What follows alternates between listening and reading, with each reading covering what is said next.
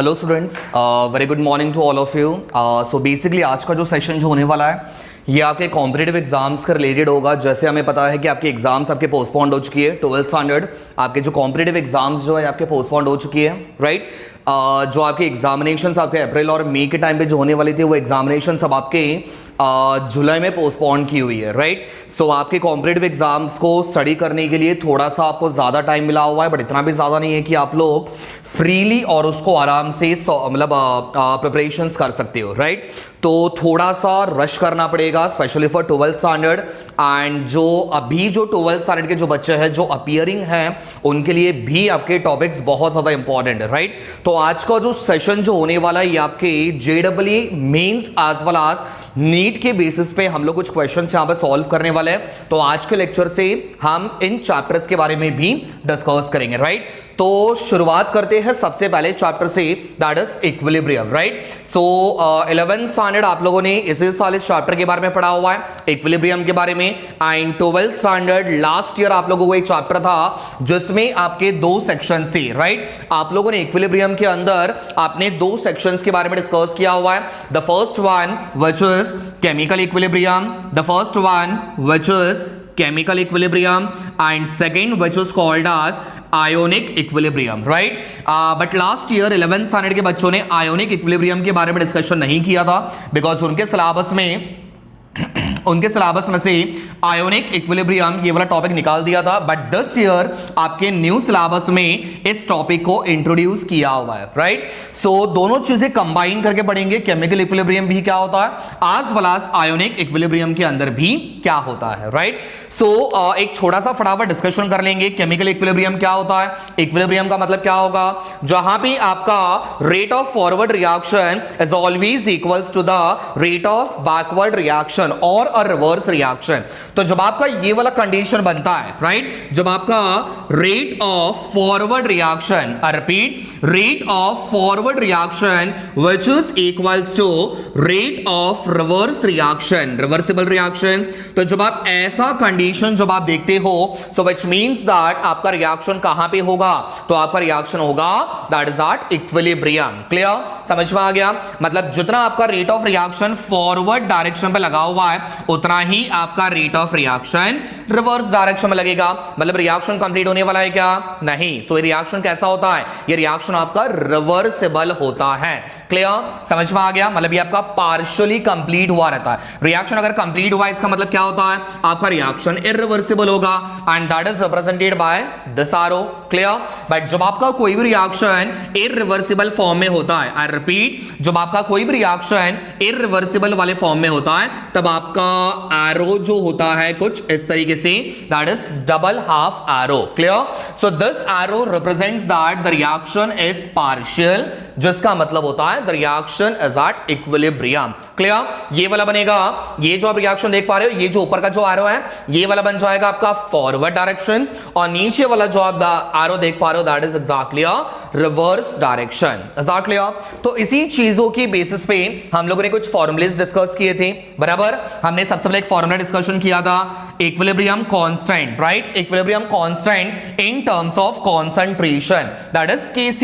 Clear. तो Kc का हमने फॉर्मूला डिराइव किया था which was the concentration of product, that is concentration of C raised to the power, that is coefficient small c, और यहां पे आ जाएगा concentration of D raised to the power coefficient small d, यहां पे आ जाएगा concentration of A raised to the power small a, concentration of B raised to the power small b। Clear. तो ये सारी चीजें क्या हो जाएंगी, तो ये सारी चीजें उसके कोएफिशिएंट्स हो जाएंगे। अब ये जो आपका फॉर्मूला था that was equilibrium constant which was based on the concentration।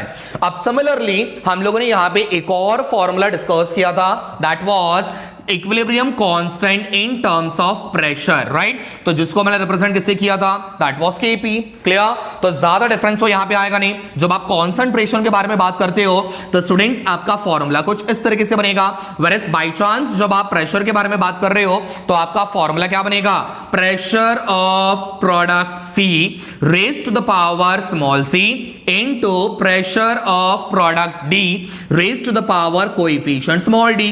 whole divided by pressure of A, that is partial pressure raised to the power small a, and partial pressure of B raised to the power small b. So this is the difference between Kc as well as Kp, right? तो हम लोगों ने इन formulas के बारे में discussion किया हुआ है, एंड ऑफ कोर्स मैंने आपको एक फॉर्मूला बताया था, the relation between Kc as well as Kp. Is that clear? तो हमने एक रिलेशन के बारे में भी डिस्कशन किया था, that was the relation between Kc as well as Kp. और इसका मैंने फॉर्मूला क्या बताया था स्टूडेंट्स? सो फॉर्मूला वाज, से यहां पे मैंने आपको एक फॉर्मूला बताया था, the formula was Kp is equals to Kc into Kc into RT raised to the power delta n. So that was the relation between Kp as well as Kc. Clear? जहां पे आपका delta n का value less than 0 आता था, correct है? delta n का value which was less than 0, delta n का value which was greater than 0, and delta n का value which was equals to 0. Clear? जब आपका ये वाला कंडीशन आता है, delta n की वैल्यू जब 0 के बराबर आती है, तो उस वक्त आपका रिलेशन क्या बताया था? Kp is equals to Kc which is at equilibrium, right? So delta n की वैल्यू जब आपकी 0 के बराबर आती है, तो आपका कंडीशन क्या बन जाएगा? Kp is equals to Kc, and this condition is exactly what we called as the equilibrium condition. तो इसी फॉर्मूलेज के बेसिस पे आज के लेक्चर में हम सेशन 1 में कुछ आपके क्वेश्चन सॉल्व करने वाले हैं. अब आप लोगों ने क्या करना है स्टूडेंट्स, आपके सामने दो क्वेश्चंस आप देख पा रहे हो. ज्यादा मॉडिफाइड इक्विपमेंट्स तो हमारे पास है नहीं, ठीक है, बिकॉज सारी चीजें बंद है. तो जितनी चीजें हमारे पास अवेलेबल है उसी चीज का यूटिलाइज करके आप तक सेशंस हम लोग पहुंचा रहे हैं, राइट? सो आप लोग भी क्या करो, थोड़ा सा एडजस्ट कर लो. Now what you have to do is students, मेरे पास यहाँ पे दो क्वेश्चंस मैंने यहाँ पे सामने लिख के रखे हुए हैं. What you guys have to do is, दोनों क्वेश्चन जैसे आपको दिखाई दिए, वीडियो को पॉज कर लो and try to solve the questions, right? अब मैंने सॉल्व करने से पहले आप एक 5 मिनट का टाइम लो, मैक्सिमम 5 मिनट्स का टाइम लो, और उस क्वेश्चन को सॉल्व करने का ट्राई करो. एंड नहीं समझ में आ रहा, देन उस प्ले बटन को वहां पे प्ले कर लो और उसके बाद आपका वीडियो कंटिन्यू करो, राइट? तो चलो सबसे पहले क्वेश्चन के बारे में डिस्कस करते हैं. हियर वी हैव 2 क्वेश्चंस, जिसमें से पहले वाले क्वेश्चन को सॉल्व करने का ट्राई करेंगे, राइट? सी स्टूडेंट्स, पहले वाले क्वेश्चन में क्या दिया हुआ है? सबसे पहले चीज क्या होती है ना, हम लोग करते क्या, क्वेश्चंस रीड तो कर लेते हैं, बट क्वेश्चंस रीड करने के बाद है ना सर हमें बिल्कुल समझ में नहीं आ रहा. अब क्वेश्चन समझ में नहीं आ रहा, इसका मतलब आप क्या कर देते हो, आप उस क्वेश्चन को छोड़ देते हो. स्टूडेंट्स, आप जब तक उस क्वेश्चन के गहराई में नहीं जाओगे, आपको आंसर तो बिल्कुल भी मिलने वाला नहीं है. क्लियर? तो क्वेश्चंस आपकी आप सॉल्व कर रहे हो जेडब्ल्यू एज वेल एज नीट के लेवल के क्वेश्चंस. तो आप ये क्वेश्चन जब आप सॉल्व करोगे तो आपको उस लेवल के हिसाब से आपको सोचना पड़ेगा. क्लियर? अगर आप सोच रहे हो सर हम लोगों ने 12th के एग्जाम्स के हिसाब से हम यहाँ पे सॉल्व करेंगे, या फिर 11th स्टैंडर्ड के हिसाब से आप अपना दिमाग लगाएंगे, सो नहीं होने वाला. क्लियर? तो आपको उस लेवल के हिसाब से सोचना पड़ेगा, then only you will be able to solve the each and every questions, right? तो यहां पे बात करेंगे सबसे पहले क्वेश्चन के बारे में. First one, that is the rate of forward reaction. ध्यान से समझना, क्वेश्चन में हमारे पास क्या दिया हुआ है, राइट? मैं एक बार क्वेश्चन रीड कर लो और उसमें जितने भी आपके इंपॉर्टेंट वर्ड्स है ना, मेक इट अंडरलाइन, ठीक? The first one, rate of forward reaction मेरे पास दिया हुआ है. Is that clear? The rate of forward reaction is 2 times the rate of reverse reaction. Clear? ये स्टेटमेंट आपका बहुत ज्यादा इंपॉर्टेंट है. The rate of forward reaction is 2 times that of the reverse reaction at a given temperature and identical concentration. Now what you have to calculate is find the value for K. Is that clear? अब K की value हमें find out करनी है. 4 option है हमारे पास. पहले वाले में दिया हुआ है 0.5, सेकंड वाले में दिया हुआ है 1.5, थर्ड वाले में दिया हुआ है 2.5 and fourth 2.0, that is 2, right? तो जैसे मैंने आपको बताया हुआ है, क्वेश्चन देखने के बाद आप उसको पॉज कर लो and try to get the answer from your side. अगर नहीं मिल रहा फिर बाद में यहां पे ध्यान से देख लो, ठीक है? अब ध्यान से देखो क्वेश्चन में हमारे पास क्या क्या चीजें गिवन है, ठीक है? ध्यान से, the rate of forward reaction, क्या बोला हुआ है? The rate of forward reaction. इसको सिंबॉलिक फॉर्म में रेट ऑफ फॉरवर्ड रिएक्शन चलेगा, that is RF, rate of forward reaction which is equals to 2 times the rate of reverse reaction. ठीक है? Rate of forward reaction की value 2 गुना ज्यादा होगी किससे? रेट ऑफ रिवर्स रिएक्शन से। क्लियर? समझ में आ गया? तो ये मेरे पास एक बहुत ही ज्यादा इंपॉर्टेंट कंडीशन मेरे पास आ गया। This is very important condition from the question, right? अब ध्यान से समझो इस क्वेश्चन को सॉल्व कैसे करेंगे। मेरे पास दिया हुआ है condition R F is equals to 2 into R R. So R F का मतलब हो जाएगा rate of forward, R R का मतलब हो जाएगा rate of reverse. Rate of forward की वैल्यू 2 गुना ज्यादा है रेट ऑफ रिवर्स रिएक्शन से, ठीक है?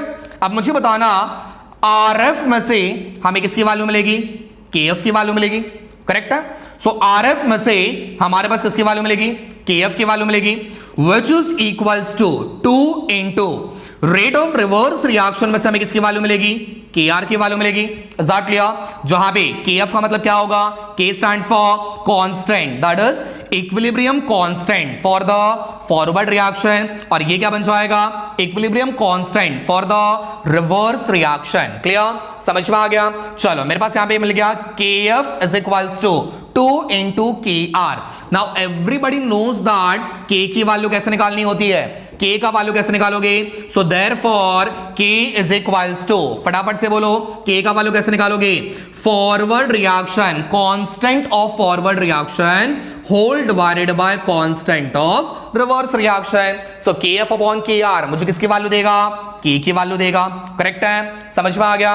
अब मुझे बताना मेरे पास KF का वैल्यू क्या दिया हुआ है? KF का वैल्यू मेरे पास क्या दिया हुआ है? 2 into KR. So which is equals to, KF की जगह पे ये वाला वैल्यू पुट अप कर सकते हैं, तो मेरे पास इक्वेशन बनेगा 2KR होल डिवाइडेड बाय, नीचे क्या दिया हुआ है? KR. अब देखो कुछ चीजें कैंसिल हो रही है, तो यहां पे आ जाएगा KR cancel, and what will left with? That is 2.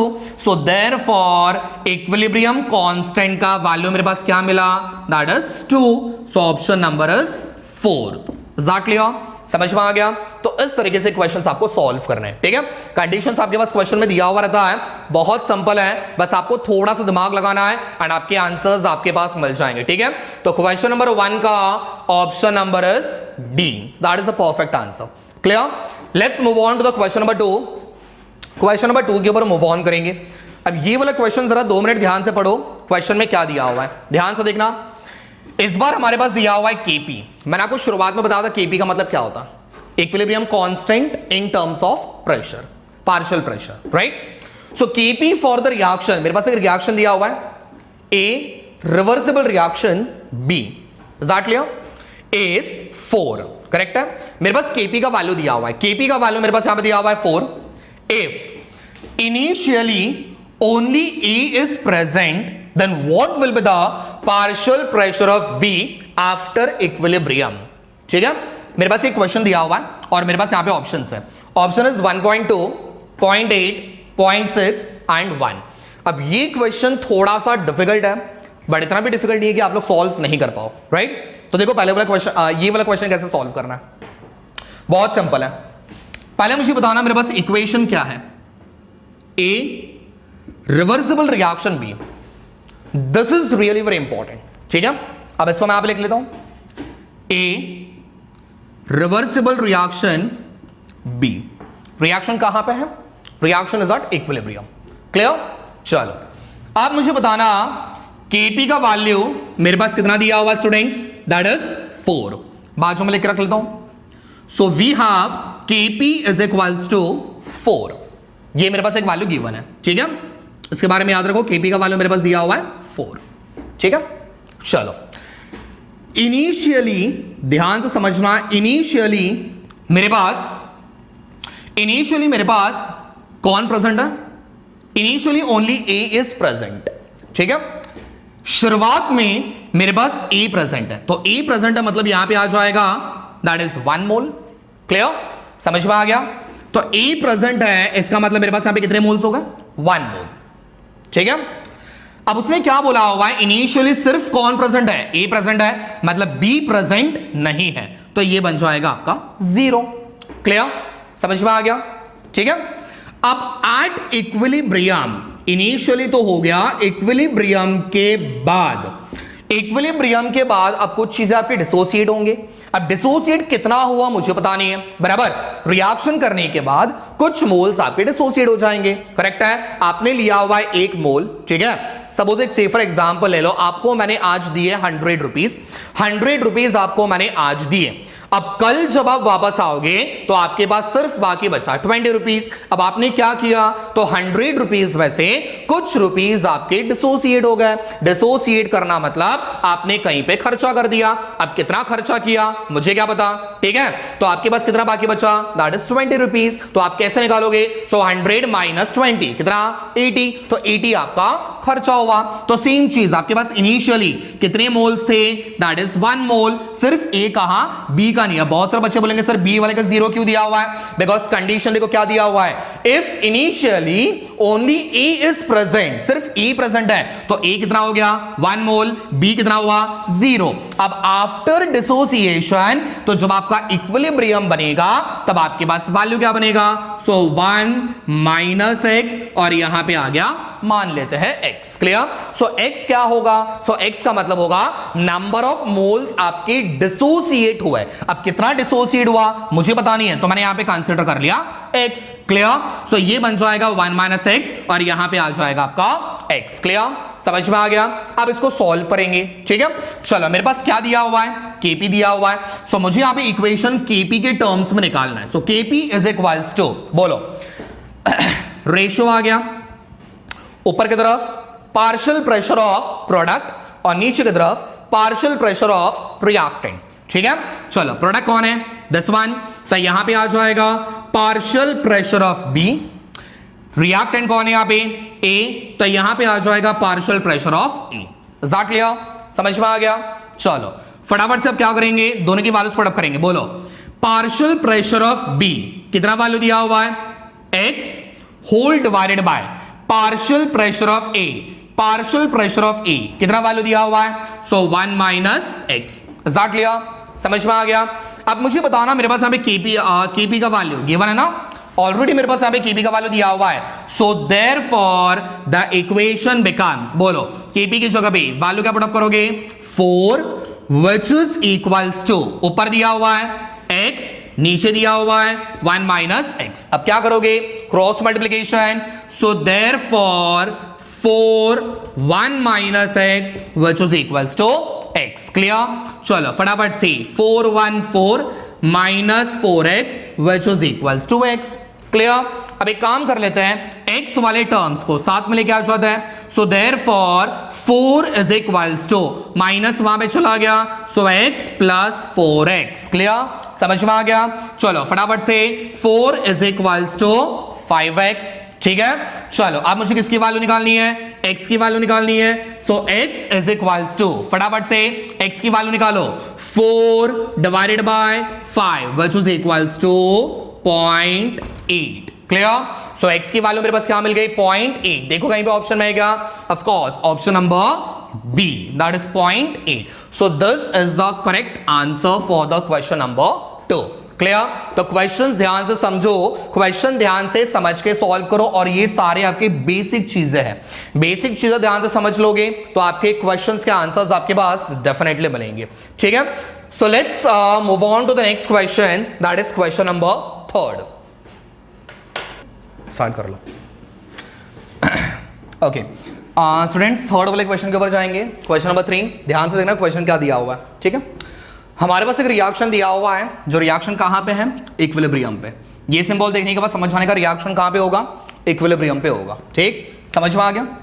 Reaction क्या दिया हुआ है, 2 molecules of SO2 plus O2 reaction करने के बाद मेरे पास क्या बनेगा, 2 मॉलिक्यूल्स ऑफ SO3। सबसे इंपॉर्टेंट चीज हमारे पास यहां पे पार्शियल प्रेशर का वैल्यू दिया हुआ है, राइट। पार्शियल प्रेशर का वैल्यू मेरे पास किस किस कंपाउंड का दिया हुआ है, तो फर्स्ट मेरे पास है SO2, सेकंड मेरे पास दिया हुआ है O2 एंड थर्ड मेरे पास यहां पे दिया हुआ है SO3, राइट। तो सबसे पहले पार्शियल प्रेशर, जो भी चीज आपको दिख रही है वो चीजें वहां पे नोट डाउन कर लो।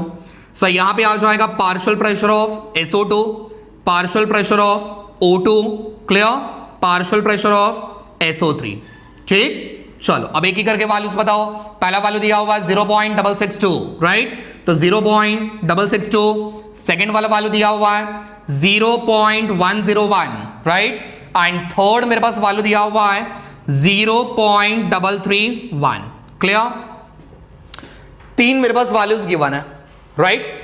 क्वेश्चन आगे क्या पूछ रहा है, what would be the partial pressure of oxygen so that equilibrium constant of SO2 and SO3 are equal.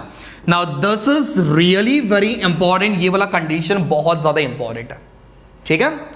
जब आपका partial pressure of SO2 and partial pressure of SO3 जब आपका इक्वल होता है, तब आपका पार्शियल प्रेशर ऑक्सीजन का कितना बनेगा, ये आपको फाइंड आउट करना है।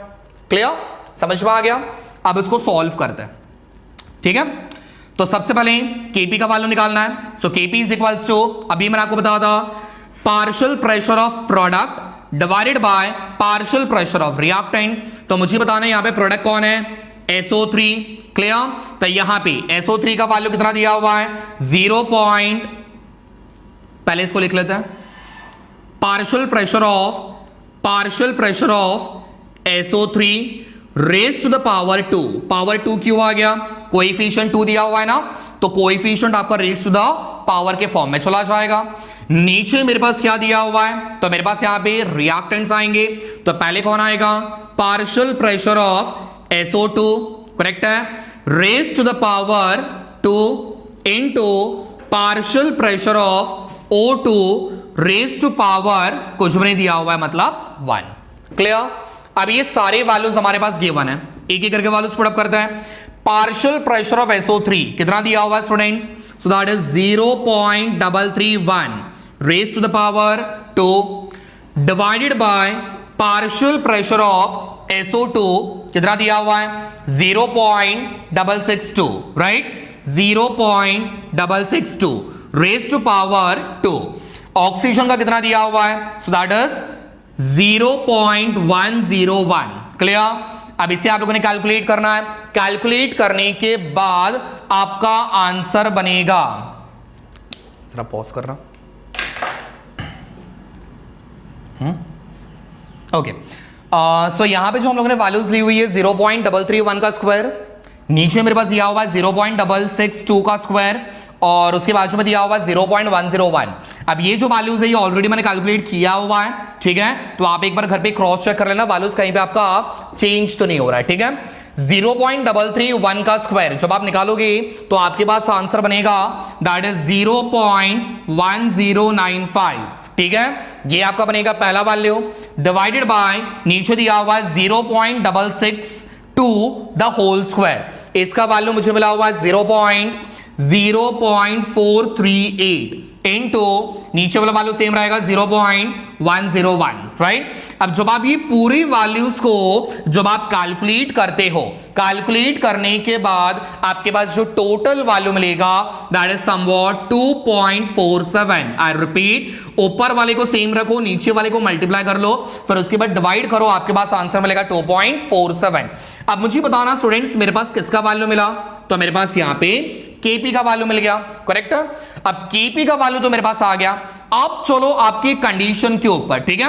अब कंडीशन क्या बोलता है, ध्यान से समझना स्टूडेंट्स, SO2 और SO3 का पार्शियल प्रेशर कैसा है, तो स्टूडेंट्स इक्वल है, करेक्ट है। तो इसका मतलब according to the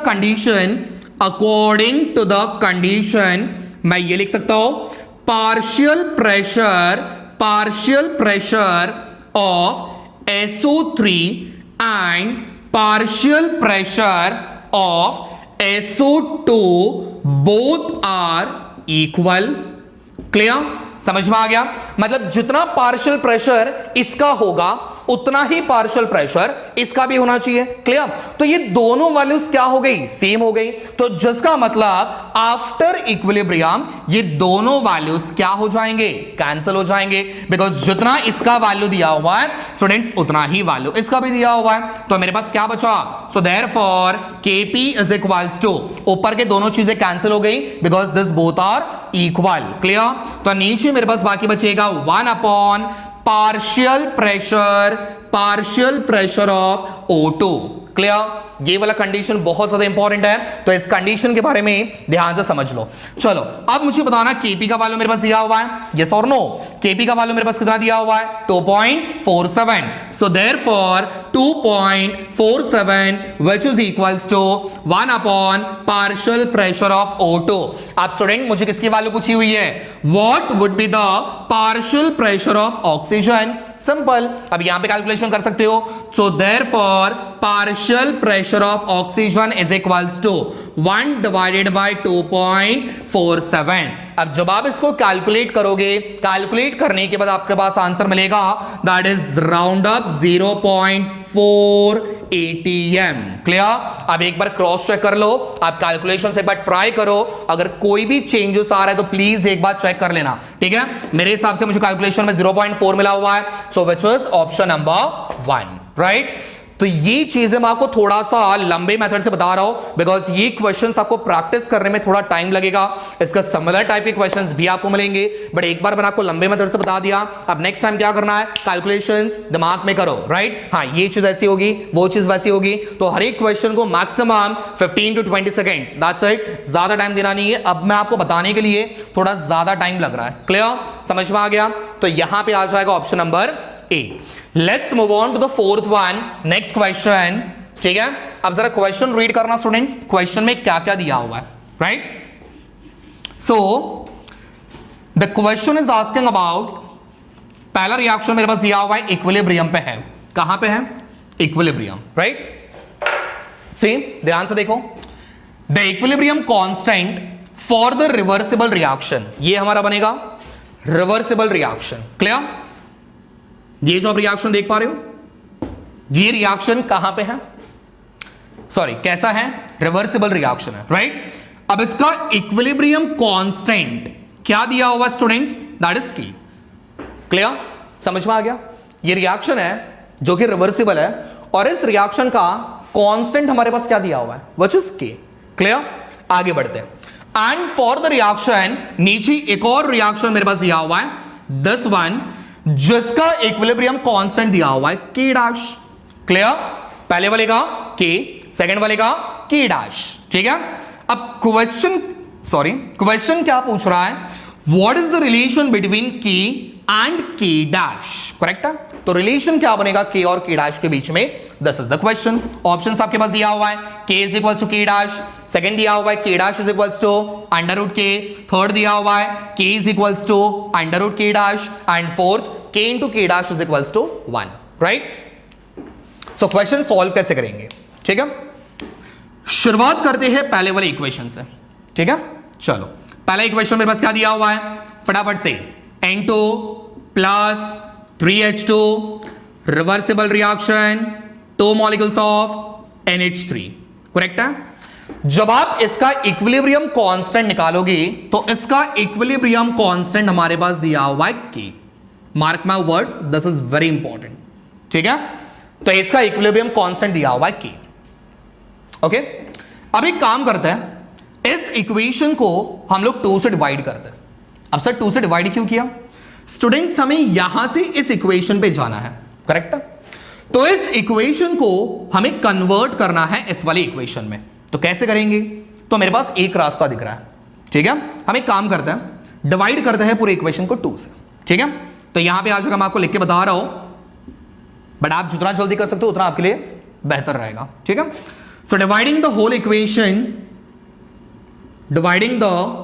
equation by 2। Clear? So मेरा इक्वेशन बनेगा 1/2 N2। अब बहुत सारे बच्चे बोलेंगे सर 1/2 कहां से आ गया? बेटा इसके बाजू में कुछ नहीं है, that is 1 and divided by 2, so that becomes 1/2। Clear? Plus 3/2 H2 reversible reaction, आगे आ जाएगा NH3। अब सर ये 2 कहां पे चला गया? So 2 divided by 2 which is equals to 1। Simple, समझ में आ गया?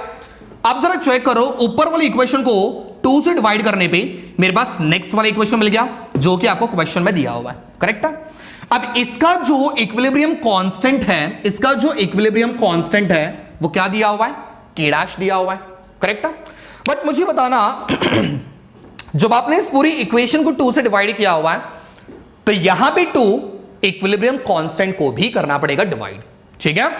तो मेरा इक्वेशन बनेगा, ध्यान से समझना, पहले वाला रिएक्शन ये था जो इसका इक्विलिब्रियम कांस्टेंट दिया हुआ है के, मैंने किससे डिवाइड किया हुआ है, 2 से डिवाइड किया हुआ है। अब 2 से डिवाइड करने के बाद मेरे पास क्या मिला, सो के डैश मिला, करेक्ट है। ध्यान से, ये जो के दिया हुआ है फर्स्ट वाले रिएक्शन का इक्विलिब्रियम कांस्टेंट है, जो इसको मैंने किससे डिवाइड किया हुआ है, 2 से डिवाइड किया हुआ है। 2 से डिवाइड करने पे मेरे पास ये वाला इक्वेशन मिला जिसका इक्विलिब्रियम कांस्टेंट क्या दिया हुआ है, के डैश दिया हुआ है। Is that clear? समझ में आ गया?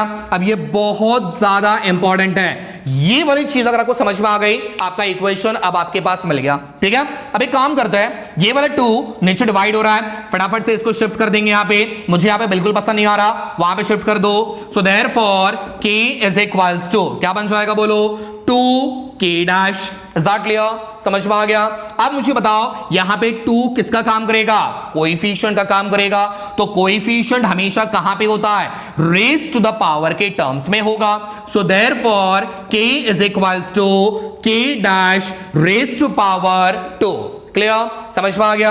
अब मुझे बताओ ये वाला तो बन गया स्क्वायर, अब इस स्क्वायर को मुझे रिमूव करना है तो क्या करना पड़ेगा स्टूडेंट्स, हमें दोनों तरफ स्क्वायर रूट लेना पड़ेगा। So therefore the equation becomes, फटाफट से मुझे स्क्वायर को निकालने के लिए स्क्वायर रूट लेना पड़ेगा, तो यहां पे बन जाएगा, ध्यान से, k डैश स्क्वायर बन गया k dash which is equals to k बन जाएगा अंडर रूट k। ध्यान से देखना कहीं भी इक्वेशन दिख रहा है, so k dash is equals to under root k। Yes sir, हमारे पास यहां पे ऑप्शन नंबर 3। क्लियर? सो यहां पे आपका आंसर बनेगा ऑप्शन नंबर 3। सो फटाफट से क्वेश्चंस को नोट डाउन कर लो, नेक्स्ट हम लोग अगले क्वेश्चन पे जाएंगे, that is question number 5। Okay, तो स्टूडेंट्स यहां पे देखना क्वेश्चन नंबर 5 दिया हुआ है। क्वेश्चन नंबर 5 में बहुत ही बढ़िया चीज यहां पे दी हुई है, ध्यान से देखना। क्वेश्चन में बोला हुआ है Kp for the reaction, right. इस बार हमारे पास दिया हुआ है Kp, clear. Kp for the reaction मेरे पास यहां पे दिया हुआ है A + 2B reversible reaction 3C + D is 0.05 ATM, right. तो मेरे पास यहां पे Kp का वैल्यू दिया हुआ है, ये जो वैल्यू आप देख पा रहे हो, ये वैल्यू किसका है, Kp का वैल्यू है, ठीक है।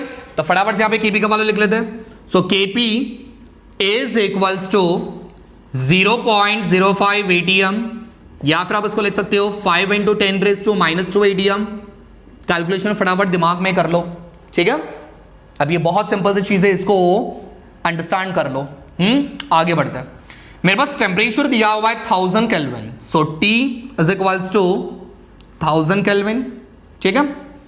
क्वेश्चन में पूछा हुआ है मेरे पास Kc का वैल्यू, किसका पूछा हुआ है, Kc का value we have to find but in terms of R, right. तो यहां पे आपको R की वैल्यू पुट अप करने की जरूरत बिल्कुल नहीं है, बिकॉज जितने भी आप ऑप्शंस यहां पे देख पा रहे हो, सारे ऑप्शंस में आपके पास R दिया हुआ है, तो R की वैल्यू वहां पे पुट अप करनी नहीं है। Clear? So we have Kp का वैल्यू, वी हैव T का वैल्यू, एंड हमें किसकी वैल्यू निकालनी है, Kc की वैल्यू हमें फाइंड आउट करने के लिए बोला हुआ है। क्लियर? तो थोड़ा सोचो क्वेश्चन सॉल्व कैसे करेंगे। Kp और Kc वाला रिलेशन अगर हम लोग यहां पे अप्लाई करें तो हो सकता है, जरूर होगा, ठीक है। तो फॉर्मूला क्या था, Kp is equals to Kc into RT raise to the power ΔN। Clear? समझ में आ गया? चलो अब एक एक करके यहां पे वैल्यूज पुट अप करेंगे। हमारे पास अभी Kp का वैल्यू दिया हुआ है, R का वैल्यू तो पुट अप करना है नहीं, बिकॉज उसी के टर्म्स में निकालना है। Kc का वैल्यू मुझे फाइंड आउट करना है, वेयरएज ΔN का वैल्यू हम लोग कैलकुलेट कर सकते हैं। सर कैसे?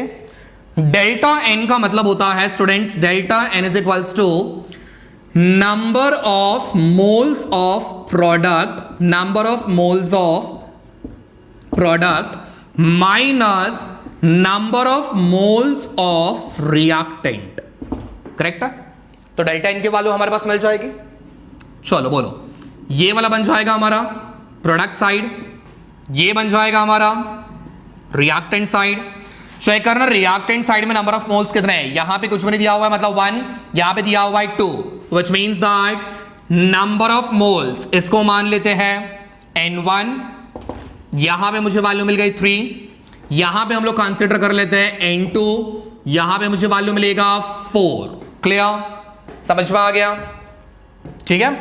तो N2 का वैल्यू मेरे पास बन गया 4 और N1 का वैल्यू मेरे पास आ गया 3, अब इसको सॉल्व करेंगे। So therefore delta n is equals to n2 minus n1। बात समझ में आ रही है?